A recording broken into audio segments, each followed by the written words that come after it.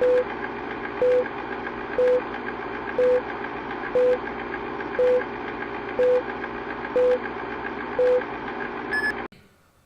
right, so we are going to talk about, we're going to go back to some fundamentals, actually. There was an opening set of slides that I have with overview of complex systems. We ended with this complexity manifesto business, and I'm just going to go back into that, and we're going to talk about emergence and a couple of other little bits and pieces just to sort of give you some words and terms that people talk about. That could have come anywhere, but I think it's not a bad time. So, all right, Twitter feed, I think, is not doing anything terribly exciting. Just telling you there are fresh slides, so we are going into these soon. So there's going to be an overview of complex networks. This is giant business. This is a huge, huge thing. It's when complex systems really gained some solid mathematical footing. And then something to do with goodwill hunting in here. So it's the core models of complex networks. And so there's a lot of interesting stuff that's happened since the late 90s in this area, and includes some very fun things. All right, so that's good, I think. It's good. We're going to show that later on. All right, so we got to this manifesto, which I know you have on your walls now, next to your picture of Einstein. So, that we spent hundreds of years convincing ourselves that atoms existed, and then we found these other kinds of atoms, like germs, for example, and viruses, and so on. I heard the other. I think it's true that in 1900, if you sent a paper to a, I think it was sort of chemistry journal, and used atoms anywhere, gone. You were just like, that's rubbish. You know. I don't know what was going on. All right, and then we got to this idea of universality. That's a big deal. That's why when you study fluids, you have some hope, right? There isn't a separate equation for honey, and we could have a giant enterprise where the honey equation involves different derivatives. That just could be the way it is. But we showed very clearly that that's not the case a long time ago, with chalk and so on. Anyway, so that feature of what we see makes talking about systems in general worthwhile. And there's an extra piece, of course, when we get to computing. So we have the ability to simulate and model these systems. We do it in very bad ways and so on, but we can certainly do that, and of course we can store data, and that's opening up all of these new worlds. Big data, we talk about big data now, but that's just because it's about us, right? We're very egocentric, and as soon as there's a lot of data about us, now it's big data, but there was big data in all these other fields. Biology had it, of course, particle physics, astronomy, but that's not us, right? So now we talk about big data. So this is actually a plot from a few years ago, from the Economist, which is your typical English fare, talking down to the people. All right, it's like the BBC. I don't know if they still do this sort of thing. They'll be interviewing someone in a country that's in strife, which could be Australia, but in strife in some way. And there'll always be this tone of, why should we ever come to your little country again? And why can't you people keep it together? We gave you democracy. Incredibly, yeah. But they lose the cricket all the time, so it's good. All right, very important. Yeah, no, it's very important. Everyone is happy, except for the English. All right, Scotland, anyway, okay, so we have this, so the story here is storage is going like this, and it'd be interesting to see, I should get an update for this plot, I suppose, but available storage is only 2011, and we're creating too much information. And certainly in these big experiments, the Large Hadron Collider, we're throwing stuff. People, they know what we're kind of looking for, or crazily searching for, and of course the Higgs boson perhaps has been found. No, it looks like it has. I guess there's some going back about the waves from the Big Bang, right? Now they're saying that maybe that was just dust, but that happens. These numbers are pretty big, so the number of tweets that have been made, that's obviously much bigger now. Facebook, just an enormous number of photos, and then they bought Instagram, which was clever of them. But the thing is that a lot of this data is being thrown away purposefully. A lot of it is being lost. I mean, if you think of all the words people just say to each other every day, some of it's remembered and a lot of it's lost. We do make meaning out of forgetting, right? This is a very important psychological feature. Forgetting is good, because if you remember everything, you're in trouble. We'll come to, I'll point you to this Radiolab piece later on. We'll listen to some of it, but it's a piece on limits. And it starts with Ironman triathlon, and there's a couple of famous, which is idiotic thing to do, but there's a crazy, there's a couple of early moments there where there's two women in particular who crawled over the line from some distance, just collapsed near the end, and that became quite famous. So it's sort of it's talking about the limits of physical endurance, and there's a couple of other examples. There's the Ride Across America stuff, which is just nuts, right? So a fellow who won it 5 years in a row, Slovakian or Slovenian, I'm terribly sorry, I've forgotten where he's from, but he was allowed to control the music he listened to and a couple of other things, but that was it. And his mind would go, basically after about 8 or 9 days, he would just start to hallucinate big time. And he'd imagine the Russians were coming, military, and he would get off and fight mailboxes. And the thing was that his crew would say, yes, the Russians are coming. Yes, you're quite right. And he would go faster. So, but I guess he went back into that. He didn't like seeing what had happened to him, but he won it 5 years in a row. So there's a physical endurance. The memory thing that I was just alluding to is a story, a famous Russian character who could remember everything. I mean, by demonstration, could simply remember everything that would happen in a day, 10 years ago, just every detail, just an absurdly, and it's a very interesting question, how much can you store in this 3 pounds of rubbery stuff that doesn't look very computery. And apparently, for this character, was pretty much everything. And he was a synesthete as well, so there's lots of, any kind of things would be created for him. So there'd be circles and lines and noises and things would be added in a sense to his memory, or as he was watching something, he'd get all these little extra pieces, so it would help him wind back the tape. I think there's a story of him reading Dante's Inferno in Italian in a cafe somewhere.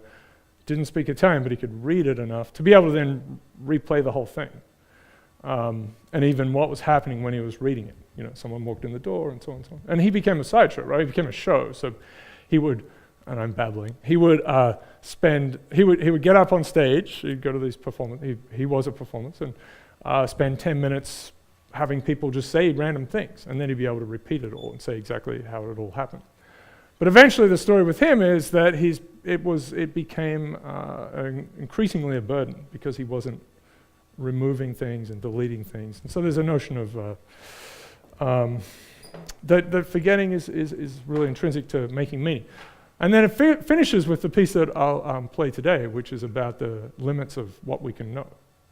Right? So it's a great, the whole thing is a great piece, but so it goes from physical then to deeply into intellectual. I think I've covered most of it. All right, so we have lots of data, and this is just a fun slide. It's reasonably viewable. All right, so we're getting to zettabytes and yottabytes now. At terabyte, this is monster byte, right? This is like this is a Muppet kind of thing. This is supposed to be this is a ginormous. This is right. That's it. But we've definitely gone past that a few steps. And this is from a few years ago. But I think zettabytes are sort of what we talk about still for the whole, what's being passed around the web kind of thing, or what exists on it. Yottabytes are next. I think this large, interesting NSA facility out in the middle of the desert in Utah is aiming to collect a zettabyte about people's tweets of, about Justin Bieber and stuff like that. A little tricky to sort through. All right, this is just a little piece here about data because you guys are into this, but I just want to say, part of it is why are we able to do this, right? And we're opening up lots and lots of fields. So this is Culturomics. It's I don't know if it's a controversial paper, but it was a big splash. So Google, of course, munched up a ton of books and continue to do so.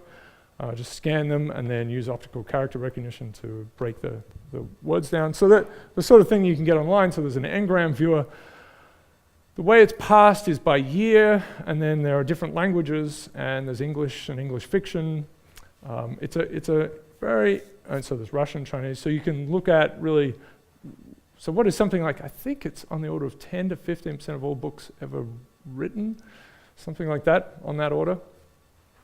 So they've been munched up, and the way it's, you can't read the books, of course, because who would want to do that? They're 1 grams through 5 grams. So they've been sliced up into 5 grams, so you just slide a little 5-word window through, and then count how many times each phrase appeared. So, a 3 gram is "Call me Ishmael," right? So that definitely appeared once at one point, as long as they munched up Moby Dick, but people probably quote that a fair bit. So you'll get counts for that as a function of year. So it's at the year resolution. And it allows you to potentially say all sorts of things about, I guess I talked about this, didn't I, in the projects thing? Yeah, I totally did. Yeah, that's why I remember what we're doing. All right, okay, you're good. Thank you.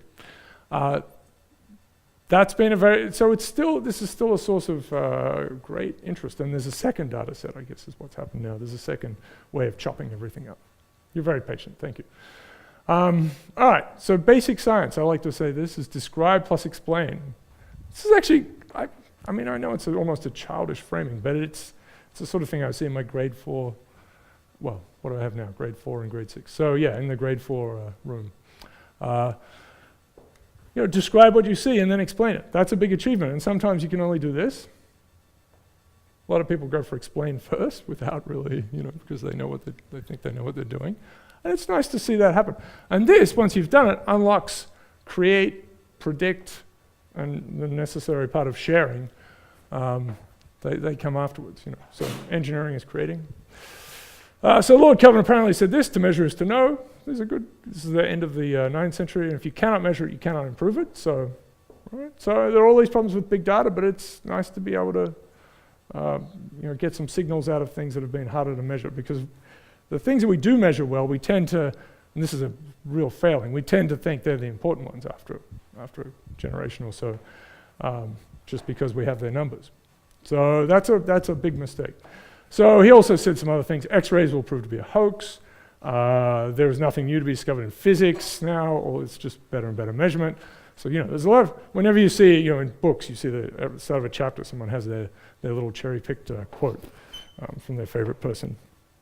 There's an Einstein feed for quotes. There could be an Einstein feed for terrible things that he said. I'm sure he said embarrassing things like, "Will someone butter my toast?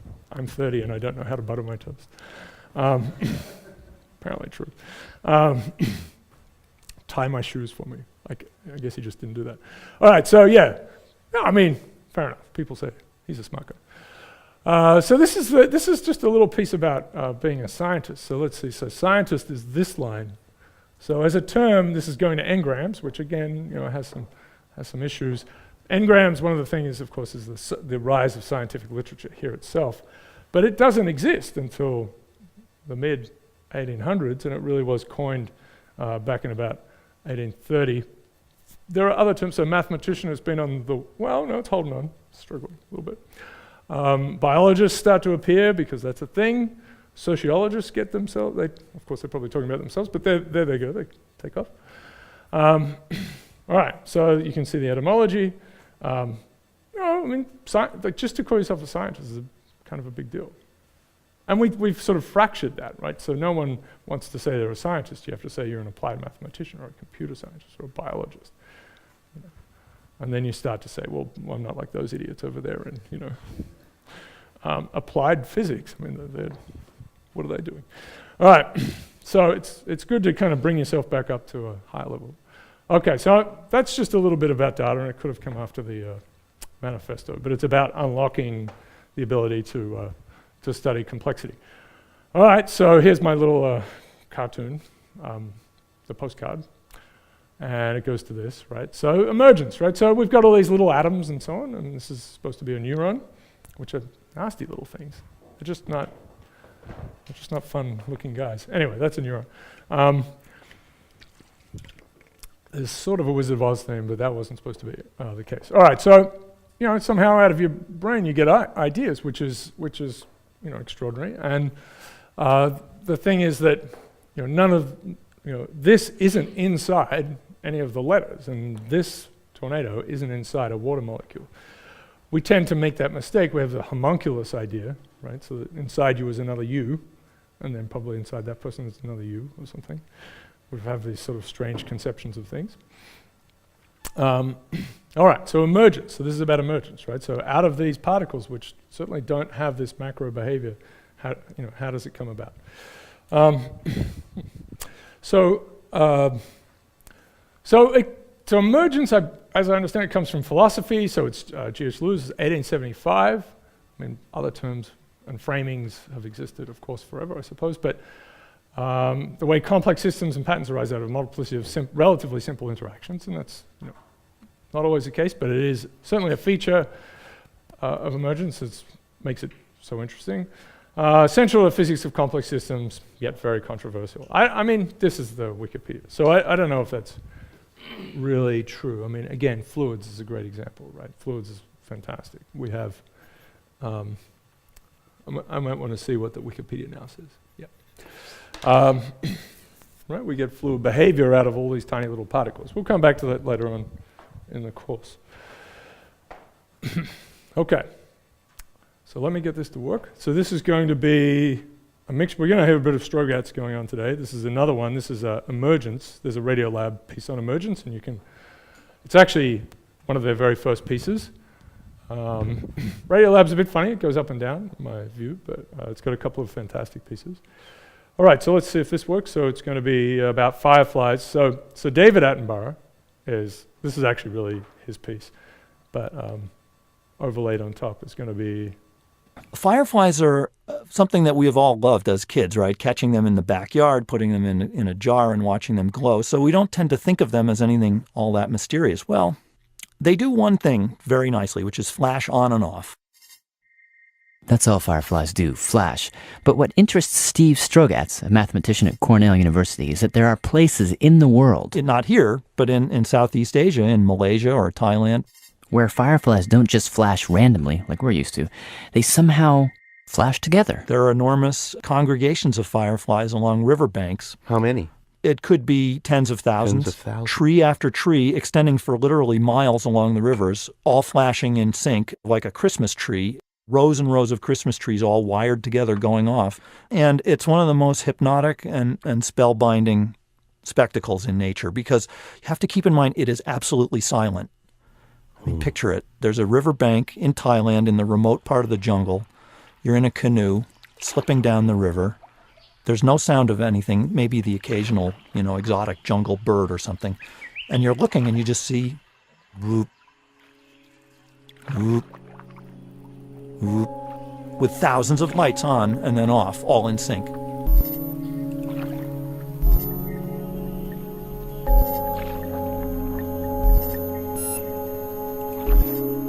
Because no one knows. There are literally 10 theories. What seems to be clear, says Steve, is there is no one firefly that makes it all happen. It just happens on its own. Order materializes out of nothing.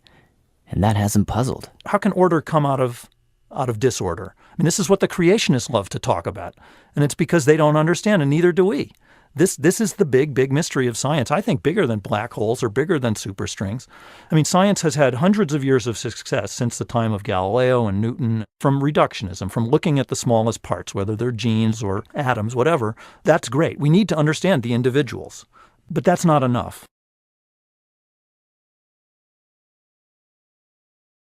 All right, so you can listen to the whole thing if you like. It's just sitting there as a link. Maybe I'll tweet it.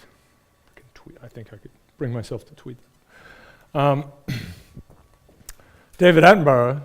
Any of you ever listened to David Attenborough? Do you know this guy? His brother just passed away, Richard Attenborough. Very famous character. He was a director. He's 90 years old, I think. And anyway, David Attenborough is famous for running all sorts of life, series about life on the planet, and had various titles. One of his ones in the 90s was In the Freezer, I think it was, which was Antarctica. But and he's got a great voice, right? So it was always, and underneath this rock we find one of nature's most poisonous but beautiful. So he goes on with all this sort of stuff. Attenborough's great. But of course we took him off. Yeah, really good fun.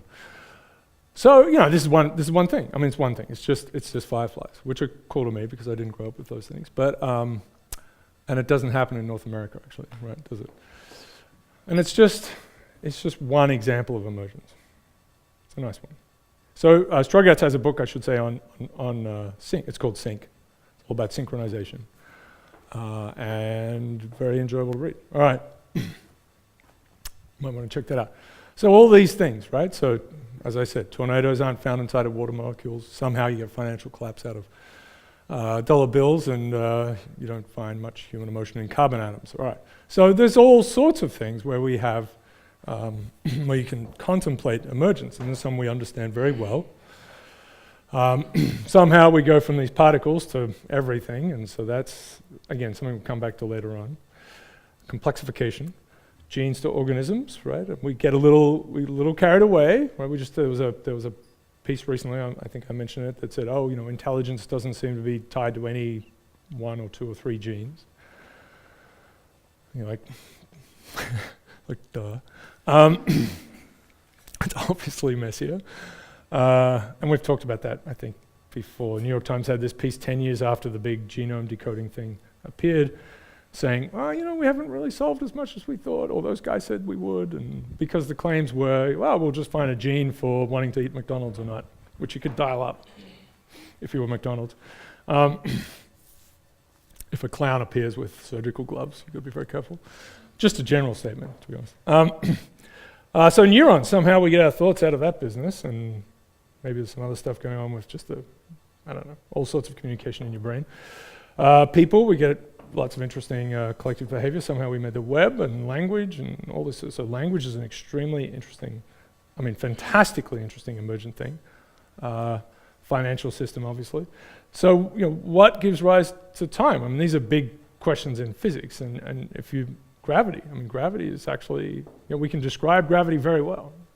Right? We have this law of gravity, but that's a descriptive law, actually. So, we have this crazy idea about gravitons and things, but somehow, we haven't quite figured out the small stuff still. But it doesn't, at some point it doesn't matter, right? So you'll be eating your cereal, you're not wondering how many quarks and gluons are in there. That doesn't really matter. We've got this obsession with carbohydrates and fats and so on, but it's not the quarks. It's okay. And we have Aristotle running around probably saying, all sorts of crazy things, I'm sure, but the whole is more than the sum of its parts. Slightly different version of that. I don't think there's a YouTube video of this, and it's this is a tough, difficult topic back, still a issue, of course, in the world, but segregation, right? So that's often in many places been imposed. We've had apartheid and all sorts of terrible things.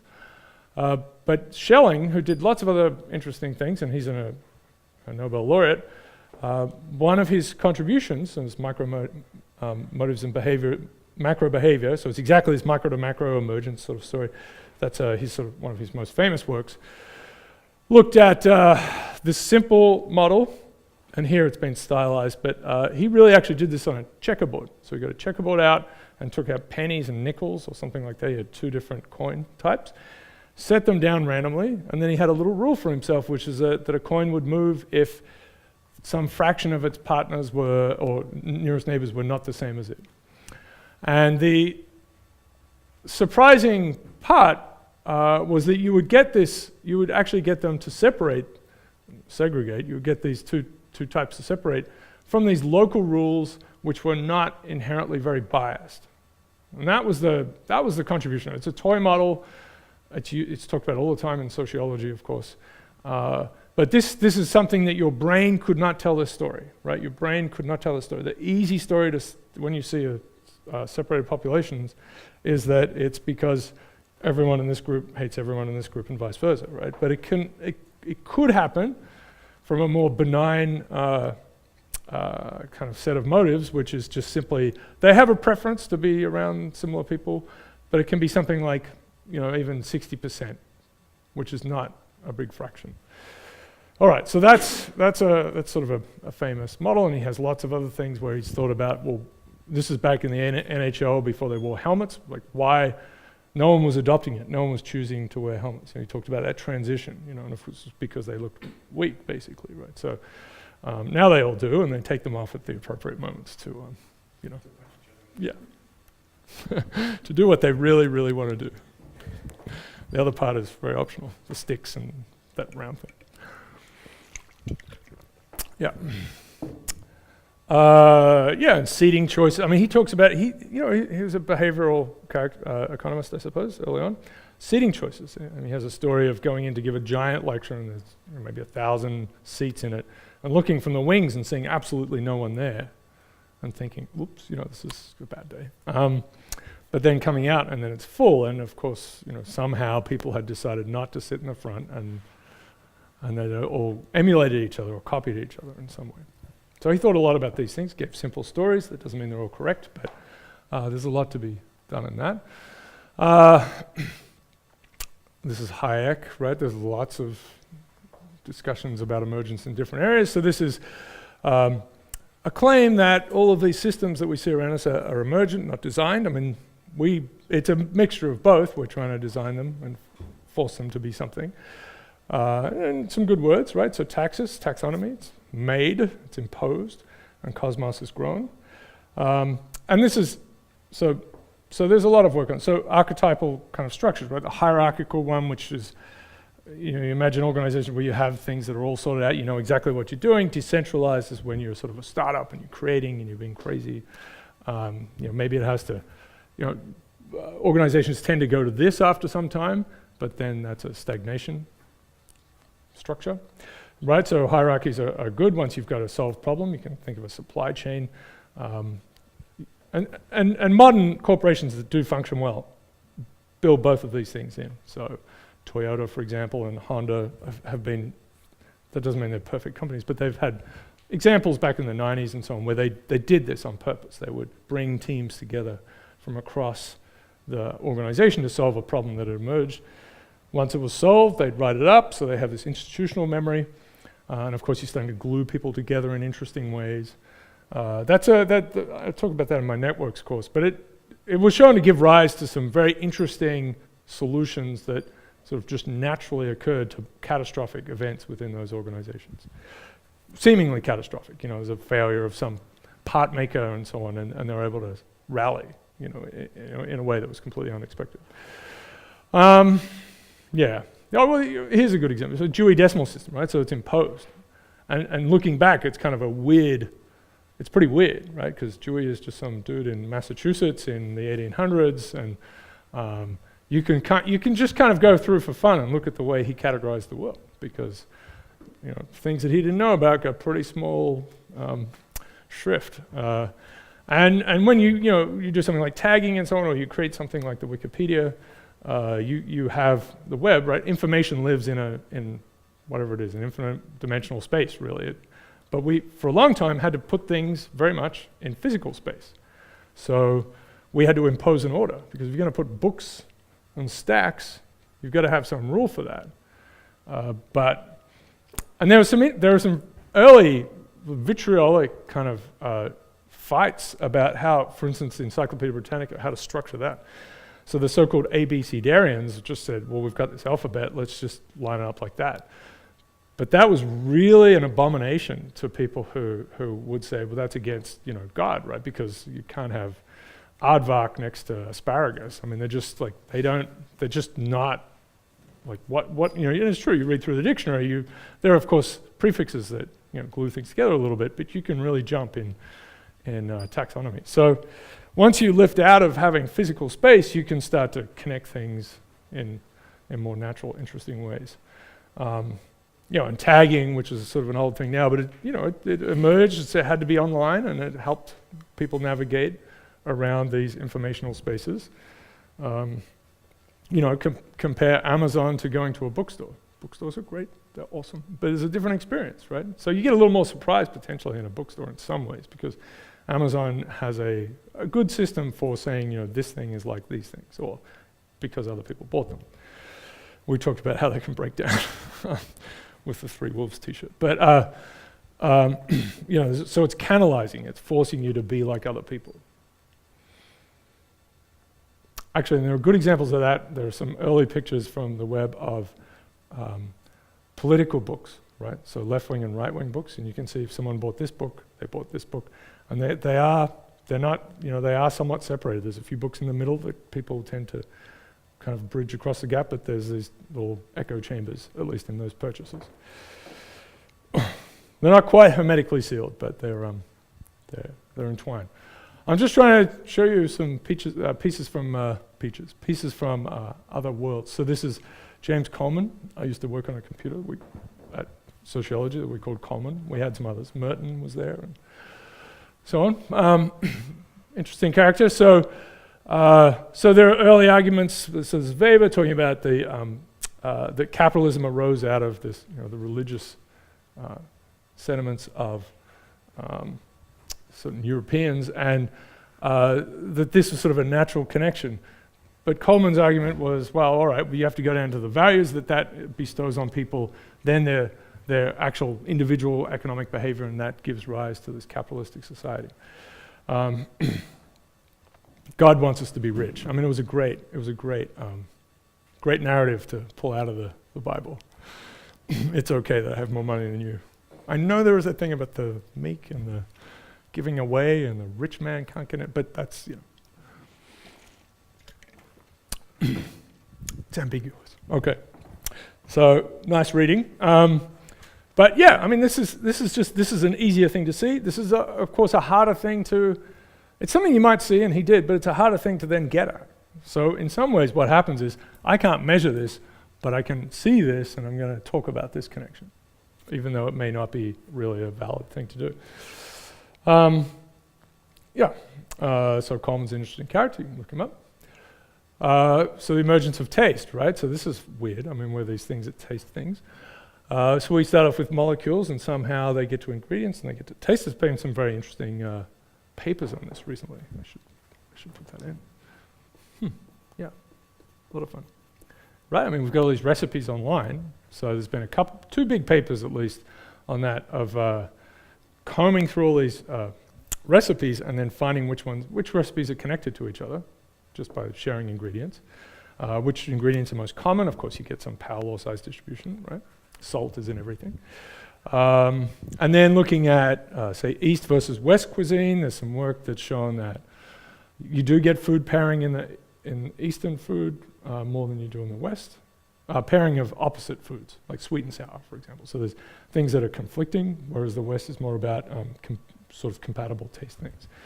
And that's at the level of ingredients, but also just the micronutrients and so on inside them. So this is an old article by Pollan on nutritionism, and I think he starts off by talking about the war on fat, actually, right? So and the claim is there were some early studies that were saying, too much. I think it was too much red meat was being, connected to heart disease, right? That's all it was. And then the framing switched a little bit to say, well, it's not the meat, it's the saturated fat. So, coconut is a bad thing as well, and so on. Right? So it became about the ingredient, what he would call nutritionism, which is a reasonable thing to think. But, we started to look at just the pieces. And it's hard not to do this. I mean, we still have it on the side of many things, right? The packages, right? You have what's inside it. And it's kind of like saying, here is my friend. They're, 72% water. They have some carbon atoms. It's like defining something by, they have some blood in them. That seems like a weird way to talk about objects. But that's what we do very much with food. So even, this is a couple of quotes, so even the simplest food is hopelessly complex, blah, blah, blah. It's a wilderness of chemical compounds, lots of dynamic relationships. So we break the thing down into its parts, right? So it's reductionism. Even though that means ignoring the complex interaction. I mean, you simply can't, you have to do this. I mean, we have to go through this process. And I think the science of nutrition is still in this land of here are the pieces, right? Let's work on that. This is what we mean by reductionist science. It's totally right. It's the right thing to do, but we can't get stuck there. People don't eat nutrients, they eat foods. Well, kind of. They can behave very differently depending on the nutrients, so there's this, right. Right, so, all right, this is just an example. So there's some suggestion that if you eat lots of fruits and vegetables, you prevent cancer. So instead of saying, let's just eat fruits and vegetables, which we still do, one thing to do scientifically is say, well, let's find what's the special stuff in them, right? I mean, this happens all the time, like what's it called, resveratrol or whatever it is, the stuff that's in red wine, which apparently it's just impossible to get the quantity that they talk about. But anyway, all right.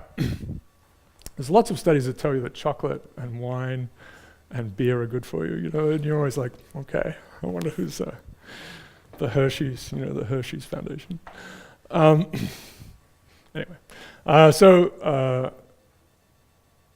okay, so, you know, something like this, you think this is good, beta carotene, it's in your, you know. If too much increases, and it's the same with certain vitamins, right? Vitamins, you gotta have the vitamins. Vitamin A? Yeah, right. So, yeah, it's not as simple as we would think. But of course, the multivitamin thing, just chug it down. And it seems to be that multivitamins are now connected to people not doing so well. I mean, horrible thing to try and break apart, which is what they do, you know, these population level studies. Here's thyme. Here are some antioxidants in thyme. You know, it's bananas, right? Well, I mean, we have to do this. We have to figure these things out and give them names. And like Eugene, the Eugene has glasses and kind of sort of a nerd from 1972.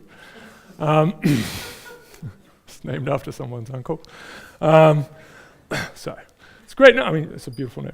It would be great to know how this works, but in the meantime, we can enjoy time and knowledge that probably won't do any harm, since other humans have been eating it. I mean, that's a good way to, you know, don't eat those mushrooms, and then or only eat those ones when you're, and they may actually do some good, since people have been eating it forever. They even, you know, we like the way it tastes. All right. So I mean, he of course is just exhorting. What's he saying? Eat food, mostly plants. No, there's something else. 7 words. Eat food, which is good. Real food, mostly plants. Not too much. My mother's a home economics teacher, actually. So there was a lot of, you know, look after yourself, and you should, you know, just eat food. Don't, you know, go. It's very sensible advice. I mean, it's just the same kind of story. And now, of course, we just have this thing that's sort of emerging in the last couple of months, like, oh, all this fat-free stuff is bad for you. Like, that seems to be a big push on this now, right? Eating too much sugar is bad for you. And, you know, the whole fat thing, saying fat-free, meant that you had ice creams that were fat-free. I mean, it's just obviously wrong. Fat-free and was full of sugar, you know. And it's a very sort of animistic idea that you eat fat and that's where you get fat from, right? That you just eat it and then it just sticks to you. Well, that's a very simple narrative. Of course, your body is much more smarter and complicated and sillier, I suppose, in some ways. And so if you eat a ton of sugar, it's like, okay, I'm just going to put some of that over here. And I have a little sack, and I'll make another sack next to it. And it's not, And fat is satiating, all these sorts of things. But I just saw some stuff on this in the last couple of months. I'm like, oh my God, people. All right, what can I say? I eat chocolate all the time, so, you know. So the gulf between theory and practice. And that's really, I think nutrition is really in that world. It's going to take a while. Baseball and bumblebees, right? So, I mean, you know, some physicist comes along and says, oh, this is exactly how you throw, you know, now we can explain, you know, how you throw a curveball or an outswinger in cricket, or you know, all those sorts of things. Or the reverse swing, which is a big deal. Reverse swing, big deal. All right, discovered by, sort of brought into prominence. You need to hear this by Wazir Akram and Waqar Yunus for Pakistan in the 80s. I used to bowl it. I had no idea what I was doing. Anyway, so great game, cricket, if you didn't know.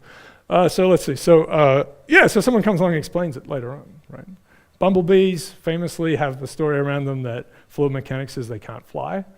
And so, you know, someone sitting there with their pencil and paper figures that out, and suddenly all the bumblebees are like, oh, you're right, bugger. You know, and they all fall out of the sky. No. So it turns out there's some weird little turbulence going on, and they look impossible, but they've got some clever little vortices that they're creating on their insides or something like that keep them up in the air. Anyway, so we know all about it, yet we do not.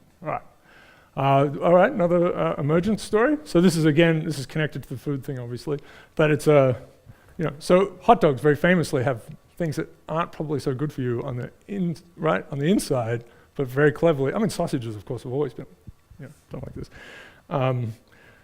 Whether they're vegetarian or not, there's always some stuff like, save for hot dog. And But tastes fantastic, right? Brilliant, yeah. So collateralized debt obligations were a similar kind of businesses, right? You've got all these debts in the middle that maybe not so good, but the whole thing gets a AAA rating because no one can understand what's going on. And then you sell it to a bunch of Germans who think it's terrific, and the whole thing explodes at some point. Yeah. Anyway, a brilliant construction. All right. Yeah, so the whole can be very different. Hot dogs. Okay, Pratchett. He's kind of my favorite author.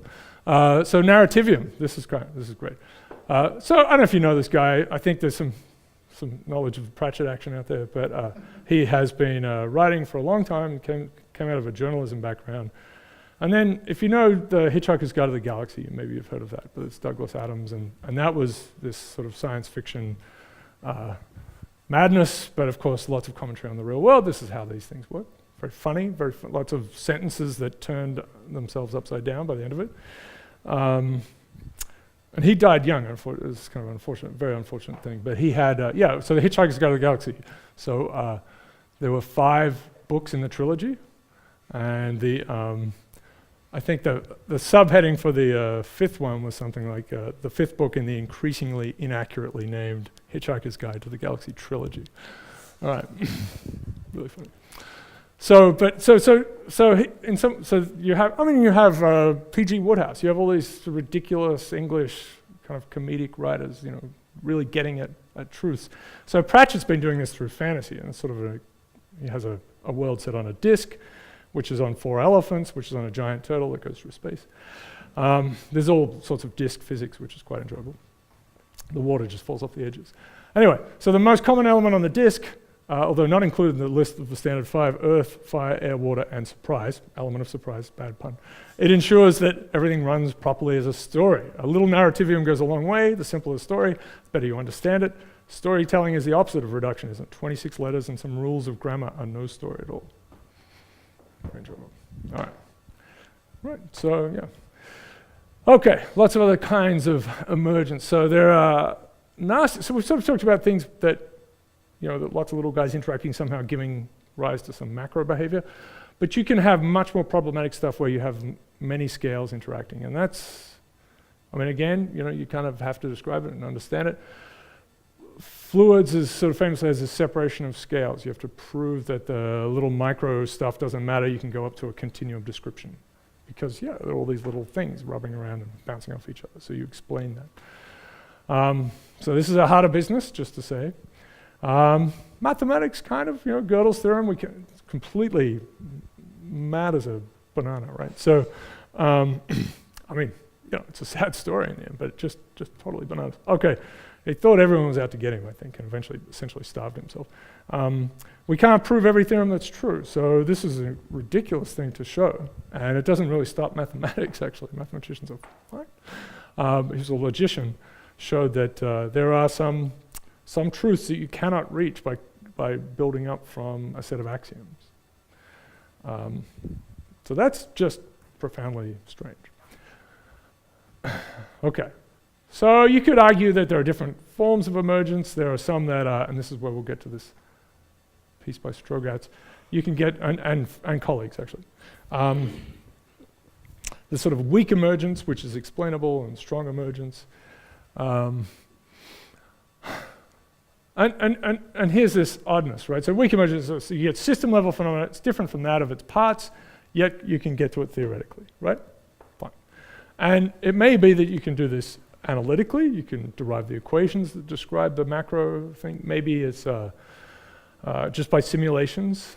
We sort of do this with agent-based type things all the time. But there's this one, which is a bit too much, right? So that you cannot, there's no way you can kind of, some people will say this, they'll talk about strong emergence. It's trying to say God exists, I think. So that's reductionist techniques certainly explain weak emergence. Magic basically explains strong emergence. It's just that we just simply don't understand it yet. Maybe we'll never be able to really explain it in the ways that we have other areas. And again, I'll have this piece for you to listen to.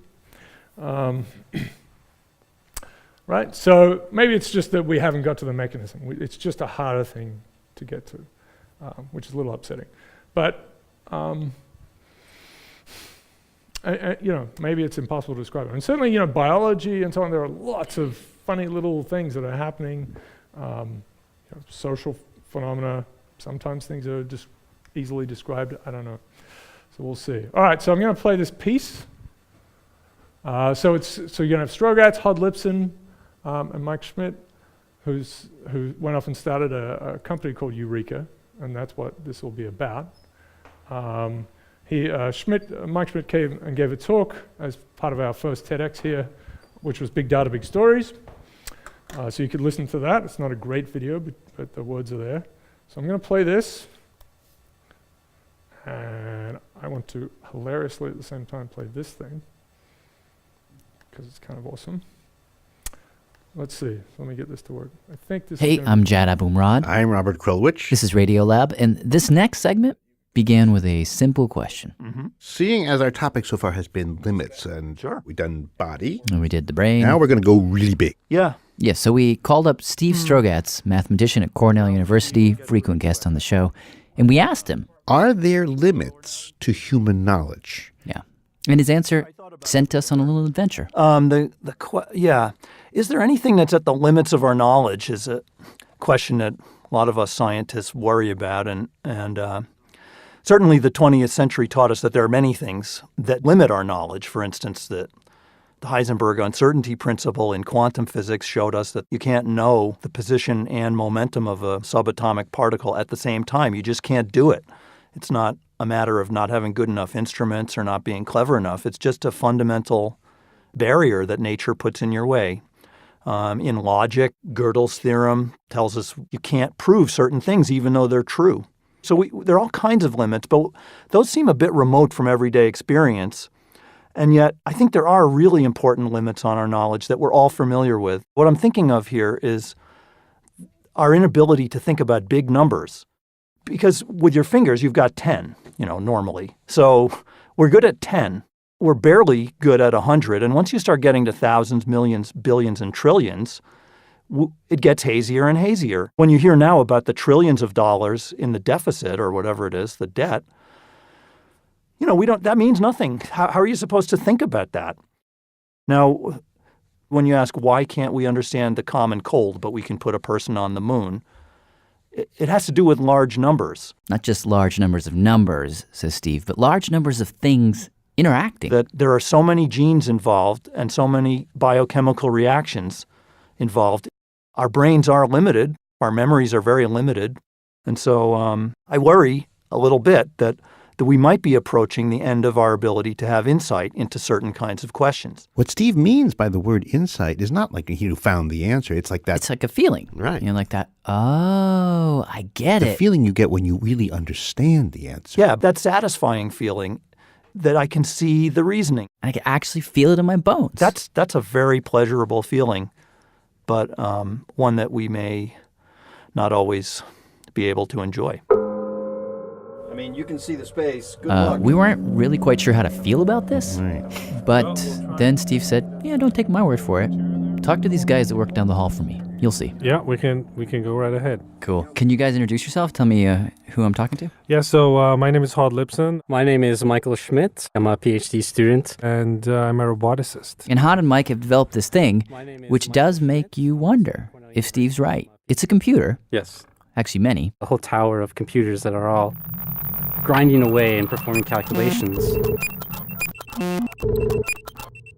Actually, when you get down to it, it's just a piece of software, but they've named it Eureka.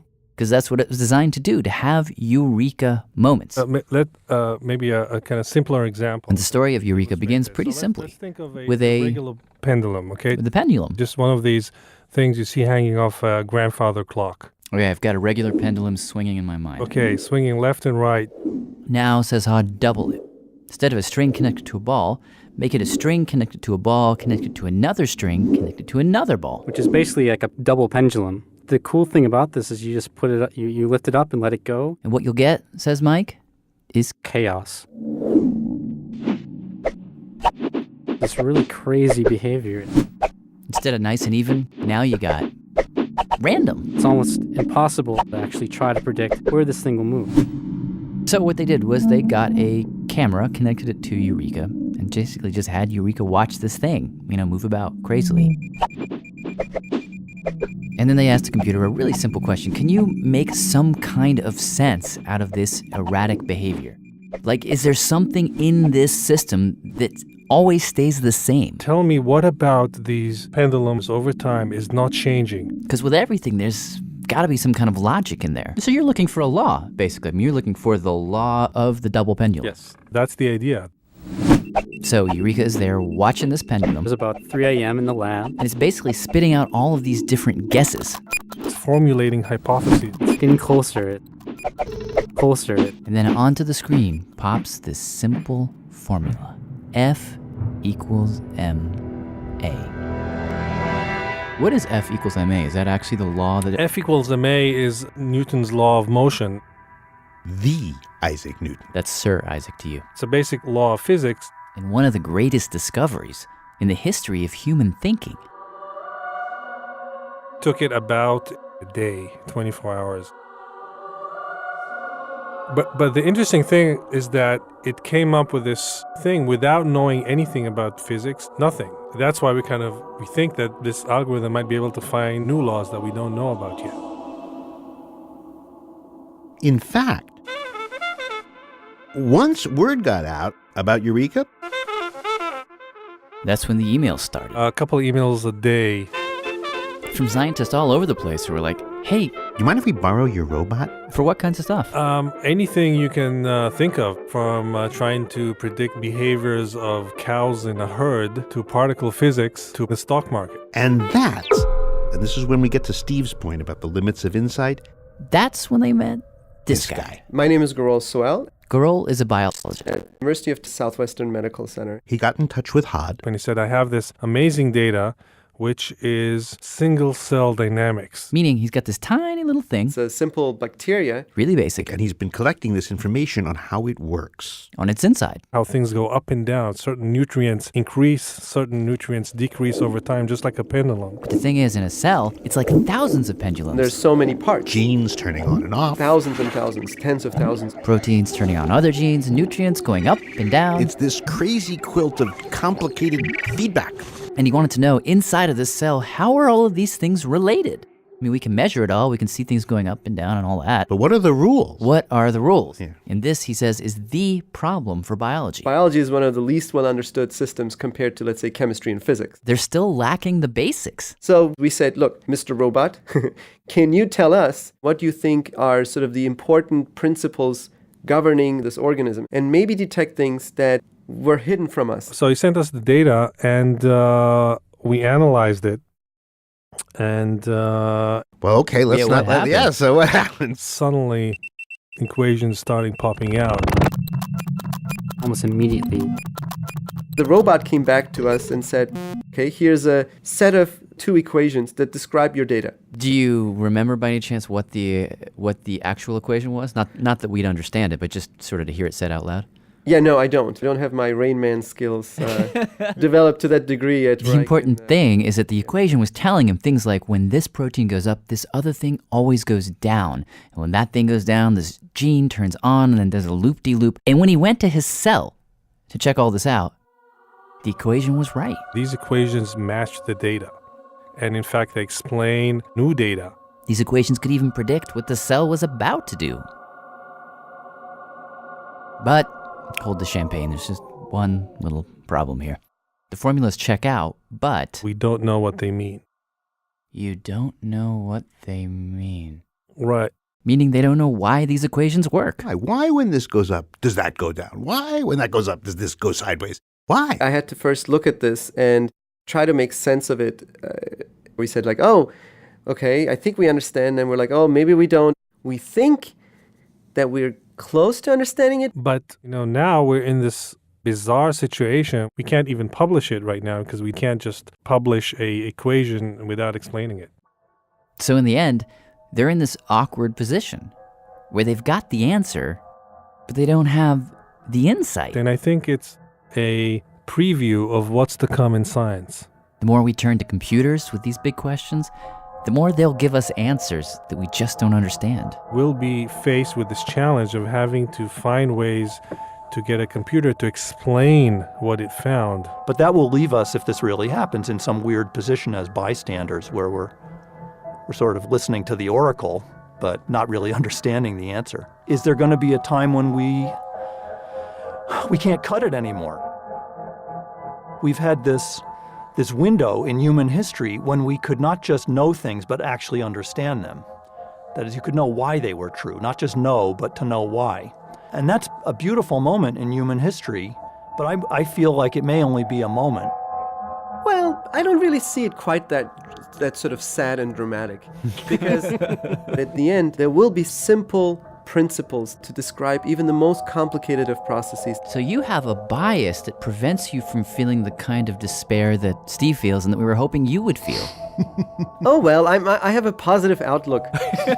Well, I'm just wondering about the we. Look what we have discovered, you'll say when you're an old man with your robot sitting there in a dress next to you. And the robot will be holding your hand, but that will be a cold hand. And Jad and I will be thinking, I don't know, who's the we here? Well, I would say we is sort of knowledge. I'm just thirsty for understanding and thirsty for knowledge. Me and the cold hand holding my hand, we've accumulated and contributed to the overall understanding of something that we thought maybe 50 years ago wasn't possible. And that would be something that would make me happy.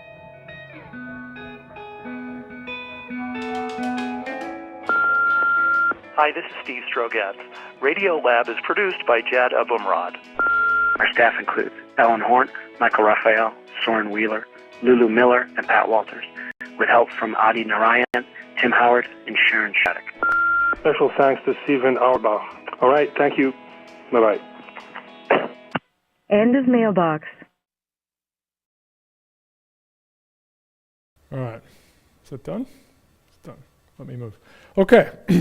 So it was a little bit of a downer there from Strogatz. And, I don't know if that stuff was ever published, but that's, this is a real issue. This is really going to keep going on. So certainly Eureka, we have a paper now with Eureka as a big part of it. And it produces things that you kind of have to wonder about and try to figure out. And certainly produce lots and lots of different equations that you have to go through. It doesn't just give you one. That's an important aspect of this as well. It gives you a whole set of them that have increasing complexity, essentially. Have the first one, which is just x equals 3. It'll be wrong, like it'll be just hopelessly wrong, but simple.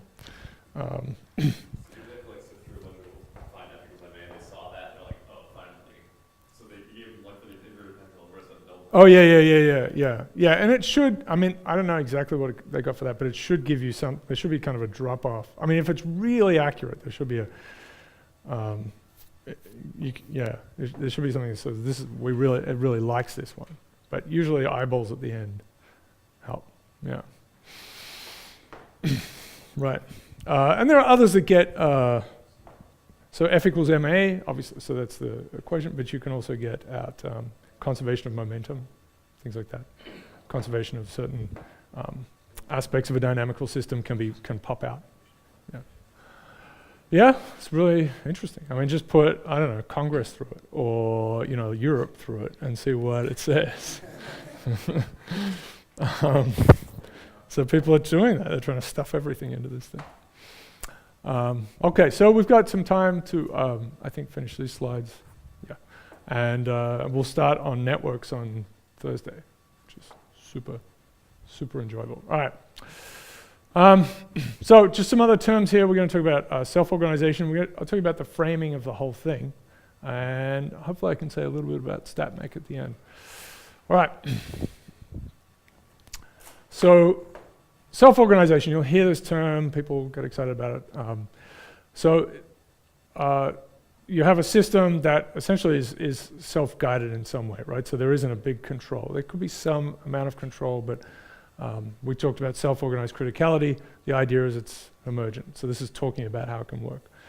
Right. Just means anything that is decentralized processes in some way. The affinity between atoms and so on can give you all sorts of larger structures. Of course, we have magnetization. We'll talk about that with StatMech. Imitation. lots of imitation is, and we'll get to the 6 types of influence for humans later on when we talk about social contagion, but one of them is copying, right? We're really good at emulating. We're also pretty good at not knowing we're emulating, so that can give rise to, well, this is talking about both people and animals, but yeah, lots of things that imitation gives rise to macro behavior. Yeah, and there's this big question that's sitting underneath all of this. You know, we're going against the second law of thermodynamics, that everything turns into a big soup. You know, why is this ratchet of complexification that we see? All right, so it's just that. Our framing. This is just to say where we are. We have the manifesto, but all right. So these things aren't precisely defined necessarily. There's no general theory. There's not just one theory of complex systems. Certainly, the problems are all real, and you need probably a different attack for each one, although there's a fair amount of universality. And really, science is moving to systems because it can. Just has to. And we'll use whatever we need, right? There isn't a specific thing. Obviously, computers are hugely important, but it may be that you need differential equations. It may be that you need to count things in a very clever way. Reality is theoretically weak. Okay, yeah, all right. And science is describe plus explain, right? That's sort of the big deal of all of this. Okay, so modeling. This is, fluids is sort of a go-to thing for me. So you should look at this interview later on. It's very, very enjoyable. But this is a great example, it's fluids, this is a great example of what you can do if you have everything sorted out, right? So here we have theory, right, the Navier-Stokes equations. Here we have a phenomenon, which is one of the maniacs here. He's just looking, so there's a couple of guys at MIT, he's watching his cat lapping at the bowl of milk, which I guess you shouldn't give cats milk. But anyway, this cat is drinking milk. And he's thinking, that is interesting, and I know fluid mechanics, right? So, so it goes off, it gets published in Science, so it's a good outcome. And this is the title, How Cats Lap, Water Uptake by Felis Catus. And here is a picture of a cat doing it. So they actually kind of like poke the fluid and then it makes a column, because they bring it, the column kind of jumps up. So fluids do all sorts of strange things, comes up, and then they'll chomp and get it. Whereas dogs just kind of just try and just spoon it up and it goes everywhere, right? It's just a very different approach. They're like, yes, water. And plus it's fun. But cats have this little, well, they're plotting your death, obviously, right? Dogs are like, am I doing it right? Am I doing it right? Oh, yeah. Yeah, well, some stuff recently, right, where they put the little cameras on cats and just see what they do. My cat's great, never does anything wrong. And they just, go around the side of the house and just like bumping birds off and stuff. Just casual murder. They don't necessarily eat things. They're just like, I'm just going to kill some stuff. And then they come back and they're like, hey. They snuggle up to you. It's total psychopaths. All right. But we made them what they are, so I guess there's something about that. All right. So there you go. A single lap is 3/100 of a teaspoon. I mean, this is both hilarious, but exactly the right kind of example, because they were able to understand this theoretically, right? They were able to make a simulation because they went next door and found a robot that was supposed to be used in the space station and turned it into something that a lapping robot. So what they were looking at was a couple of things, but one was the frequency of lapping as a function of cat size. I think they went to YouTube videos eventually to look at lions and tigers and things, and they got a scaling law. It scales with cat, it goes down. I need to get the scaling law. Pretty awesome. Now you can do this over and over again, and maybe this is an indication that it's all over for fluids. It's not really, of course. There's so much to do. Fluids is such a big deal, but it's suggestive that you've kind of got to the edge of important things. But you can do it because it's bringing these 3 pieces together, right? Theory, reality, where you do your experiments, and simulations, and you get those things to all match up. And often with the messier stuff we're dealing with now, with all this kind of big data and people, there's a lot of empirical work, right? Just describing, and there's just no theory, perhaps, or there is some, and bringing them together is really hard, and experiments are very minor and so on. But this is the ultimate goal, such that you can, do these sorts of things. All right, so that's fun. The interview was really enjoyable. I'll tweet it. Oh my God. Unreal. So, and they did it really well. So, all right, so, finding the emergent behavior of things is hard, so often we use computer-based models, which is a problem. But we use lots of things. This is just a very quick slide or two to say that lots of things are useful. Serial automata are good, right? So we have these little discrete models. We'll talk about them a little bit, probably in the sense of networks. Parallel distributions appear everywhere. This is a bit of a funny slide. Okay, techniques. We use everything, right? You've seen some of these things already. Obviously, we use a lot of stats. There's sort of a history from StatMech, which I'll mention briefly just now. Computer sciences, algorithms are all over the place. We use everything, right? So NetLogo is a fun little thing to play around with. I'll show you an example of it. It's not, I don't know if I guess there are papers with NetLogo in it, but it's a good demonstration piece. And as we'll see in the next series of lectures, quite a few of them, networks is a big deal, right? So lots of complex interaction patterns in a lot of these systems can be thought of as networks, and massive amounts of data, again, is the big deal. All right. Okay, so this is getting to StatMech, so this is critical mass. This is a bit harsh, but saying for what passes in complexity science is something dressed up to be fashionable, and a lot of it is this, it's statistical mechanics, which is a science of collective behavior.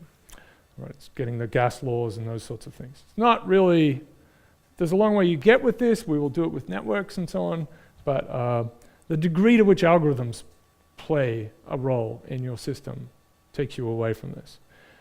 But it is exactly the kind of prototype of thinking about complexity, simple rules giving rise to complex behavior. So StatMech, let's just have a quick thing about this. All right, so here's a couple of examples. I hope you can see them. So this is the icing model, very famous. So this is the, I guess I have these things written down. So it's the Drosophila of, spell it right, of StatMech. So think about magnets, right? So magnetism, how does that arise? So here's this made up model, it's completely made up idea that each little atom can be spin up, spin down. I mean, this configuration is very stylized, is what I'm trying to say. So they're spinning up and spinning down. And they have, it's a sort of a homunculus story again, right? They're all little magnets, essentially. Now, depending on the overall temperature, if the temperature is really hot, then they don't care about their neighbors. They just get bumped around by the temperatures, thermal movement. But as you cool these things down, and this is true of real magnets, is that they tend to align because they'll feel their neighbors more strongly, and the outside temperature is not going to affect them. This is a 2D version, so some are pointing down, some are pointing up. And this is a classic kind of phase transition, right? Temperature is here, so as you drop the temperature down, you start to see a net magnetism. So it goes from 0 to being something, and here they're pointing all up, here they're pointing down. And if you go back this way, temperature explodes the thing. All right, so you get parallel size distributions here, which we've talked about as not being, as giving rise to this idea of self-organized criticality. Let me get this little model to work, and then I think we'll be good. I want to show you another model from NetLogo too. So, should pop up. Yep. So we'll make it pretty warm to start with. For some reason, the color palettes include Slytherin, Gryffindor. There's X-Men, Hulk, Iron Man. Okay. So there's this, and you can drag the temperature down. Let me get it to run, and we're going to run it.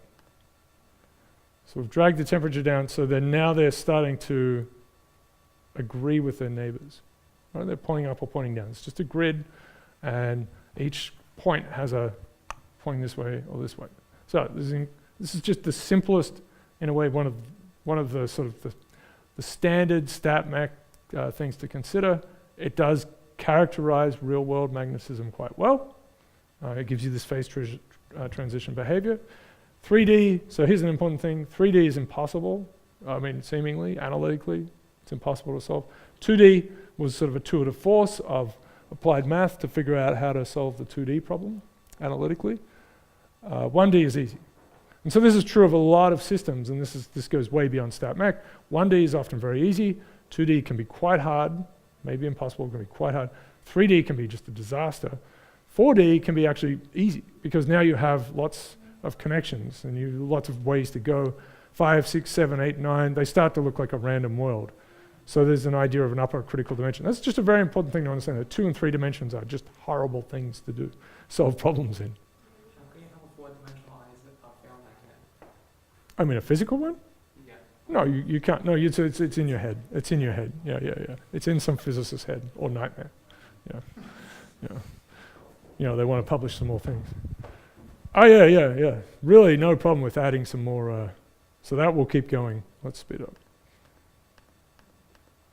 So you'll see one of them starts to win. And so you can start to say, oh, this is just like Europe. So people do this sort of thing. Bad people don't do that. But it really does happen all the time. Like, this is voting. This will be like voting, right? So these are the liberals. And people do this sort of thing all the time. Or it's Pepsi and Coke, So there's a lot, or it's a forest fire. So you see a lot of these things. Hopefully they're going away. I'll show you a couple more things. I was going to show you one other. Oh, no. Where is it? No logo. Yeah. So this is another kind of model. You can play around with this. It does have Schelling's model in here before, which we talked about. So here's something where you set up a forest. So green is a forest. So this connects back to our robustness thing. And we're going to start a fire because we're crazy on the left. And it's at 58%. So that's an interesting density because it's just at the threshold. So it stopped. It didn't work out, right? So if we maybe go to 60, settle up again. Where's my thing? And then let it go. That's just now they're connected enough for it to be a bad situation. And that's going to work. So this is a percolation problem. So I'll give you a couple of questions about percolation because it's just a good, nutritious thing to work on. And it's all over. But yeah. So there was a 60% is roughly. But if you set it back here, that looks somewhat connected, but it's not going to get anywhere, right? And we're in a lot of trouble if we go to here. Yep. That's a bad system. So net logo is sorry, I like burning things. Stop. Net logos. See, they're still fighting away. This has wraparound boundary conditions. So this is actually a Ising model on a bagel or a donut, depending on your dietary choices. But this wraps to here, and this wraps to here. Right, I'll show you a couple more pieces from here. So this is StatMech. Whoop. Right, we get these phase transitions. I just showed you this one for magnetism. Of course, the very famous one for fluids. So we have gases. There's the idea of a critical point. Solid here, and then liquid. And there are a couple of external parameters here, temperature and pressure, right, that move you into different states. But that kind of phase diagram is very, if you may be able to create this, right? So that on this side of a critical point, forests are bad. This one they're good. Whatever it is. This is an old one from a long time ago. It was 1996. So it's the front cover of Nature. It was oscillons. So this is granular meteor. It's actually all these little ball bearings being shaken. It's a classic experiment done with fluids by Faraday, where you get hexagonal patterns and square patterns and so on, and that was quite interesting. It turns out with granular meteor, which we talked about the other day as being kind of weird, you can get these little isolated guys, and they're oscillons, and they go up and down by themselves, completely separate from everything else. So this is just shaking balls of things. You get a phase transition for that, or you get a phase diagram for that. This is to do with how bacteria grows, for example. You get structurally different things based on nutrient. So it's initial wetness and nutrient supply. These are the kinds of things you might be able to do with systems. I said this, analytic issues, so 1D is easy, actually it's 920s, 2D is hard, 3D is just a disaster. Anyway, so last piece here is that here's a kind of a surprising connection. So that StatMech arises, because statistical mechanics is just a disastrous framing, right? I mean, statistical mechanics is hard, solid things pushing on each other. But stat makes sense. Now we've got mechanics that are probabilistic. So it turns out there were inspiration from people studying people, counting up numbers of people who were kicked to death by a horse and also these kind of weird actuarial things. Maxwell and these maniacs started to say, well, let's just treat this system as being somewhat probabilistic. And now you get physicists going back out using these stat-mech approaches on people, and that's pretty naughty. All right. Anyway, right, so algorithm, the degree to which algorithms are involved is a real problem. So that's just going to keep going up. All right, so we can finish. You can run away. Sorry, thank you. And so we'll start properly on complex networks. Cool. Cool.